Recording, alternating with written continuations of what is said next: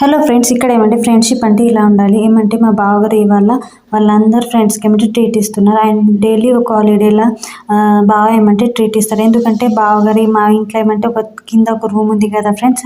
అయితే ఆ రూమ్లో ఏమంటే అందరు ఫ్రెండ్స్ వచ్చి మంచిగా కలుస్తారు. వాళ్ళు ఏమంటే ఫ్రెండ్స్ చిన్నప్పటి నుంచి కలిసి వాళ్ళు స్కూల్కి వెళ్ళారు, కలిసి పెరిగారు ఫ్రెండ్స్. వాళ్ళు ఏమంటే వాళ్ళు ఇప్పుడు మంచి మంచి జాబ్ కూడా ఉన్నారు ఫ్రెండ్స్ వేరే వేరే చోట్ల. కానీ ఇప్పుడు ఏమంటే హాలిడేస్లో ఒక దగ్గర వచ్చి ఫ్రెండ్స్ వాళ్ళు ఇట్లా కలుస్తారు.